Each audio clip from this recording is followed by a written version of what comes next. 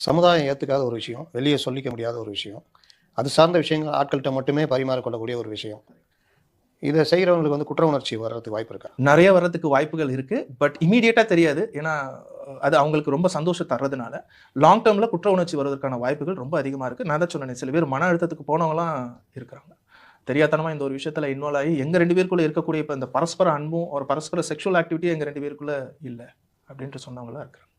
உண்டு. குற்ற உணர்ச்சி வருவதற்கான சாத்தியக்கூறுகள் மிக அதிகம். இந்த இந்த கப்பிள் ஸ்வாப்னால அந்த கப்பிள்குள்ளேயே இருக்கிற அந்த உறவுகள் பாதிக்கப்பட்டு, வேற வேற தொடர்புகள் ஆகி, பிரிந்து போன, இல்லாட்டி டைவர்ஸ்ல முடிஞ்ச விஷயங்கள் உங்களுக்கு ஏதாவது வந்திருக்கா? வந்திருக்கு சார், வந்திருக்கு. அதுதான் நான் சொன்ன மாரி எமோஷனல் அட்டாச்மென்ட் நான் சொன்னேன் பாருங்க. ம். ஒரு கட்டத்துல இந்த உறவுக்கு மீறி அங்க வந்து டெக்ஸ்ட் பண்ணவோ அல்லது அடிக்கடி பார்க்க ஆரம்பிக்கும்போது, அஃபேர் ஆகுறதுக்கான வாய்ப்புகள் இருக்கு. அதனால 2 பேருமே டிவோர்ஸ் பண்ணக்கூடிய கேஸ்களும் உண்டு. அதனால தான் நான் முதல்லயே சொன்னேன். இது வந்து ஹெல்த்தி மெத்தடே கிடையாது. பயங்கர ரிஸ்க். ரொம்ப கம்மியான பெர்சன்டேஜ் தான் இத ரொம்ப புரொஃபஷனலா பார்ப்பாங்க. இது